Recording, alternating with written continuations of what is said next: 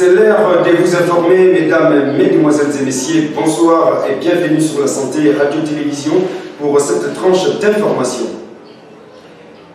Débutons cette édition par la justice congolaise. Le tribunal de paix de Kinshasa, Matete, a rejeté la requête de Vital Kamerhe demandant la liberté provisoire. La détention est maintenue pour une durée de 15 jours. Suivez les détails dans cet élément. Les avocats du directeur des cabinets de Félix Tshisekedi avaient formellement déposé une demande de remise en liberté provisoire pour leurs clients vendredi à la prison de Makala, à l'occasion d'une audience en chambre du conseil.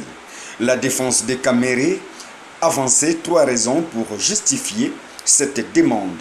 La fuite de Vital Kamerhe n'est pas à craindre. Il a une résidence bien connue à Kinshasa.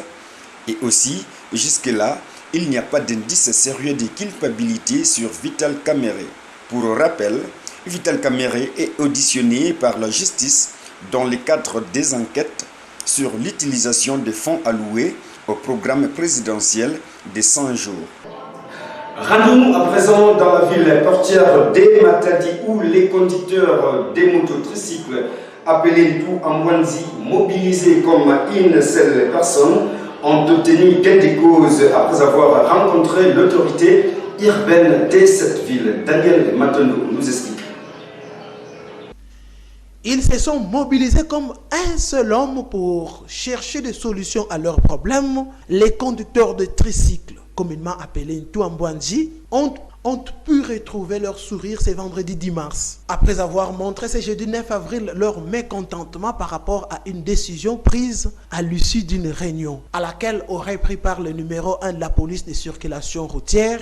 Après leur mobilisation comme un seul homme, les conducteurs de tricycles communément appelés Ntouambwanji ont pu retrouver leur sourire. Ils ont trouvé des solutions aux problèmes qui les a mis dans tous leurs états ce jeudi 9 avril. Il s'agit de la décision leur communiquée par le numéro 1 de la police de circulation routière. Cette décision leur interdisait de transporter désormais le planche, le chevron ainsi que le bar de fer.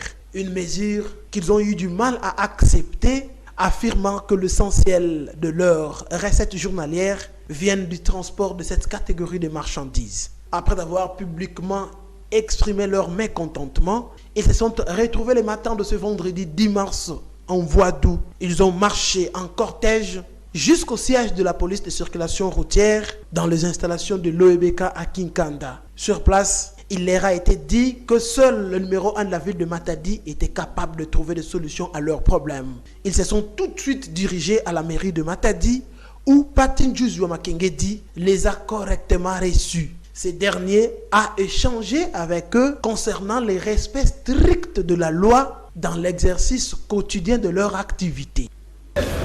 Moto na mutu moko comme bino bosalaka transport soki omemeli mutu eloko ozana convoyer bokoki wana selo la loi bokoki kolo biloko soit un peu sanguin adresse nani ou bien un bac à moto, qui a un mangue, mais ça me donne ça transport. Il faut qu'il en ordre là, il y a l'État, chef. Numérotage à KWC, autorisation à transport de biens. De façon que, quand la gouvernance a beaucoup interpellé, autorisation à mou, ok? Numérotage à mou, un point, un trait. Comment déranger? Vous avez la mairie. Ok? Bah, population, il y a donc, il n'y aura pas de tracasserie. Respecte la loi. Déjà là, c'est pas bon.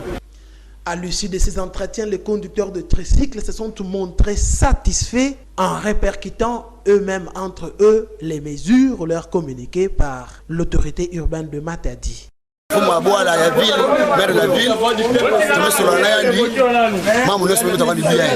Avec tout bas, tout à fait gaga, mais il faut voir en ordre. Parce que tout bas, chauffeur, na mutumo c'est manima. Pour tout la bas, tout lever, bas tout tatouer. Bah mais quand on gagne, tout avec le maire de la ville, maire de la ville. Toujours à Matadi, la population du quartier Kimbombo se plaint sur les problèmes d'eau potable. Les robinets sont secs, l'accès à l'eau est devenu de plus en plus difficile. Suivez ces reportages. Kimbombo, un des vieux quartiers de la ville portière de Matadi. Il se trouve non loin de Minkondo, dans la commune d'Mvouzi. Sur place, l'eau est une denrée rare. Ça fait plusieurs semaines, les robinets sont secs. Il n'y a pas d'eau. Hommes et femmes confondus parcourent des distances énormes pour s'approvisionner. Ils se livrent à ces gymnastiques chaque matin, un véritable calvaire, car ils sont obligés d'interrompre leur sommeil. Maintenant que la régie des eaux bénéficie des travaux de la phase additionnelle du projet PEMI, la population de Kimbombo plaide pour sa prise en compte.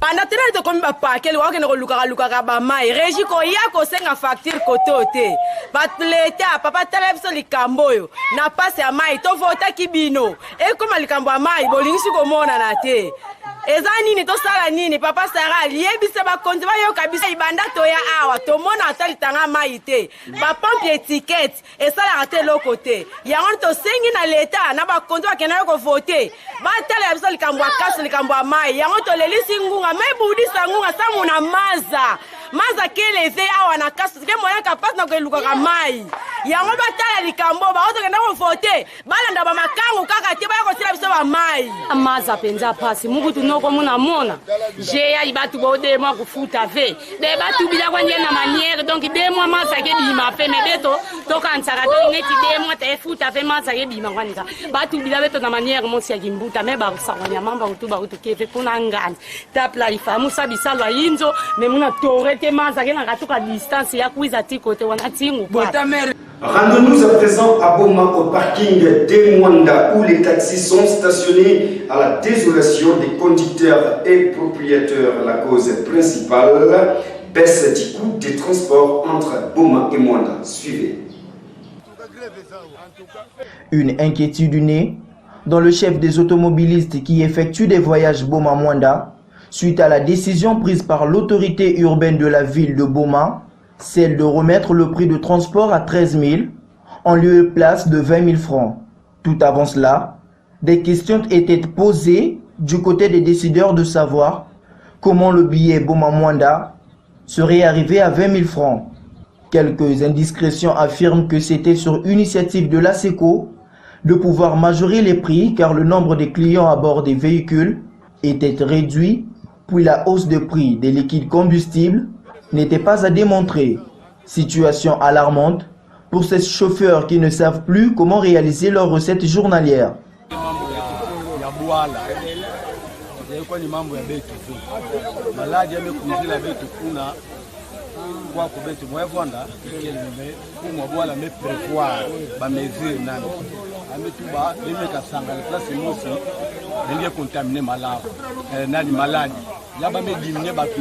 na transport pour des personnes à minimum aussi dans toi.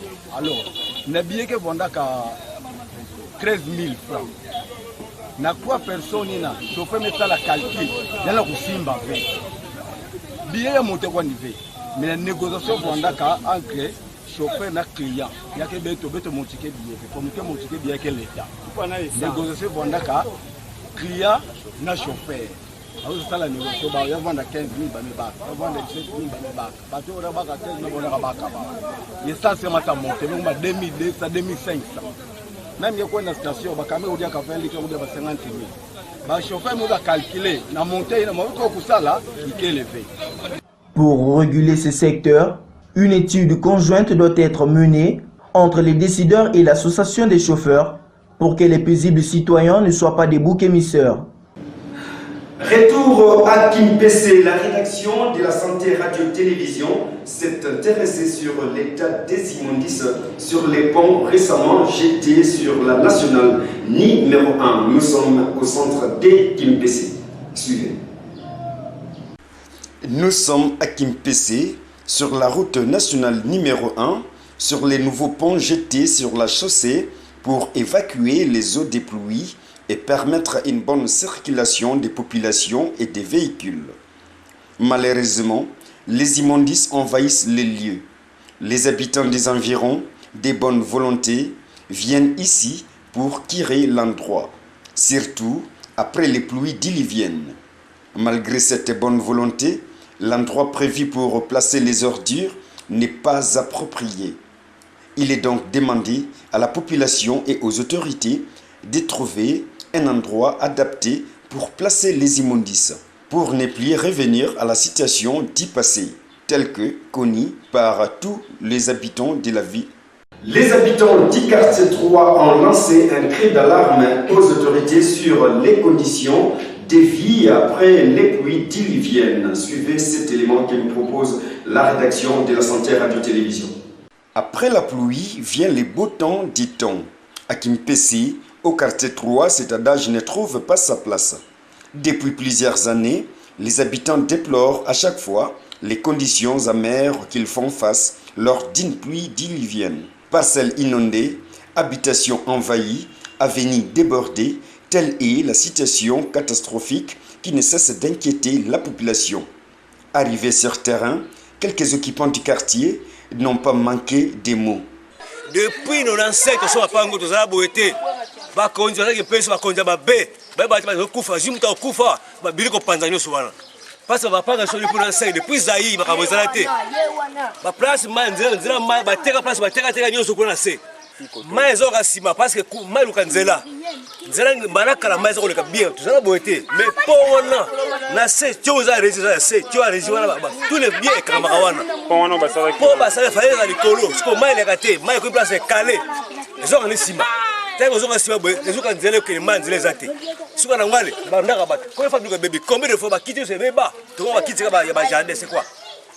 Nous c'est bébé parce que combien de fois ba DVD ba TV kufa ko ba document scolaire kufa combien de fois ba konji bazama be jusqu'au jour ba sekelo mokote bazama be ba ba étage ba to mboka makasi biso mboka za tete ko kitso wapi afanga masuka bima teto kanga mikana bakata ndaku sito loba to lemba nelanga veni kaka nango bien mais kaka na période bambula donc moi kotaka na bandaku na ku téléphone nanga na oteki ko perdre téléphone nanga donc na yeba kiteke moi kotaka na bandaku.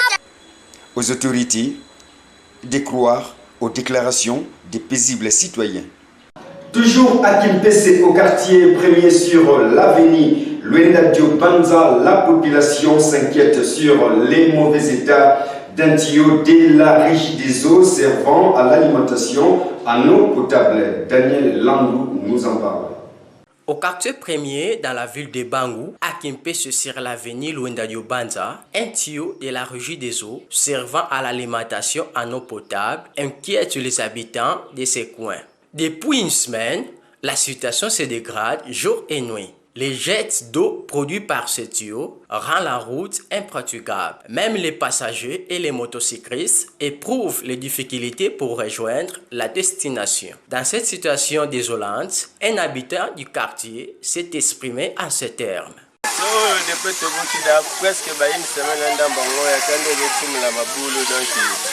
Les autres sont là-bas, ma caisse est là-bas, ma passe une régie des autres, les chaque fois, et que vous avez calamine, c'est au tarot, à la rana, pour avoir ce. Pour ça, on va les arrêter, il faut pas ça les faire, il y a pas bon, ça va pour. Ça là, et nous, ça va venir. Même les motos, comme au coin, il y a ma caisse, ça va dans mer, moi, va vous taper, bambana, et ça, c'est même un boucan. Autre chose à présent, mesdames, mesdemoiselles et messieurs, les motocyclistes de la ville de Kimpese se sont exprimés devant les caméras de la Santé Radio-Télévision sur les difficultés qu'ils éprouvent depuis l'apparition de la pandémie coronavirus. Suivez. La pandémie mondiale Covid-19 a modifié plusieurs secteurs de la vie courante. À Kimpese, les motocyclistes qui, comme d'habitude, de transporter 2 à 3 personnes sur leur moto, ont été obligés d'obéir aux instructions du président de la République démocratique du Congo, Félix Antoine Tshisekedi. Situation quitte petit à petit affecte les fonctionnements habituels de ces derniers. Hausse du prix des carburants, difficulté de trouver des clients, telle est la déclaration des motocyclistes trouvés sur la grande route. Tout ça pendant la difficulté à ma case, dans le sens que moi et toi, même des personnes, ils ont dit. Donc, on a comme un bateau, comme un bateau, on joue, on joue. On commence à la destination à faire. Et puis, on peut pas remettre Benara. Le sens que le carburant peut être à l'hôpital.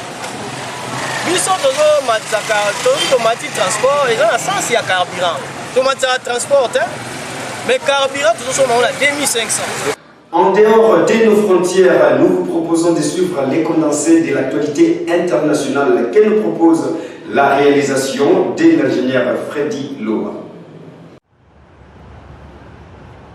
La barre des 100 000 morts du coronavirus a été franchie dans le monde, un chiffre sans doute encore en dessous de la réalité puisque les gouvernements sont parfois accusés de les modifier.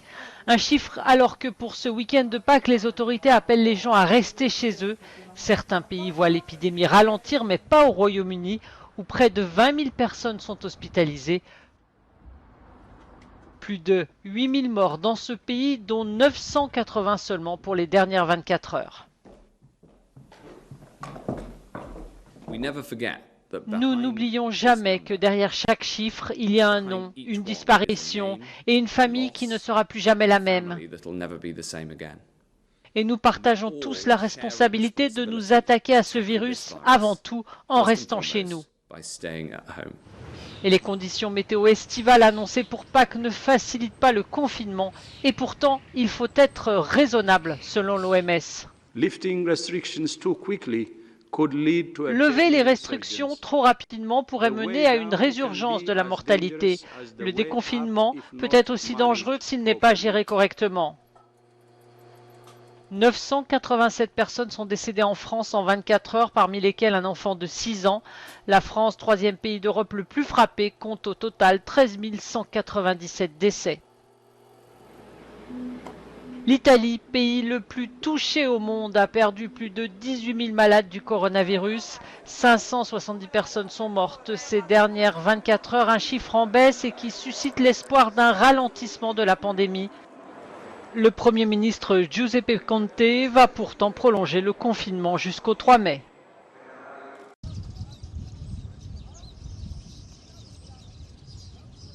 « 1000 combattants djihadistes ont été abattus par l'armée tchadienne en 8 jours de combat.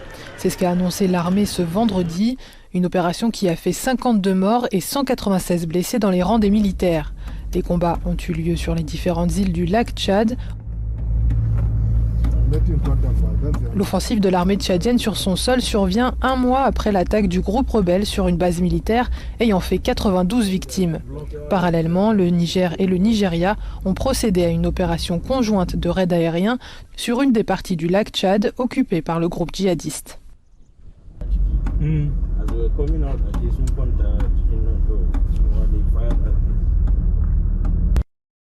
C'est par ici que nous bouclons complètement cette édition. Mesdames, mesdemoiselles et messieurs, merci de nous avoir suivis. Bonne suite des programmes sur la santé, radio-télévision et surtout gardez toujours les bonnes manières et les très bonnes conditions hygiéniques pour lutter contre la pandémie coronavirus. Entre-temps, portez-vous bien.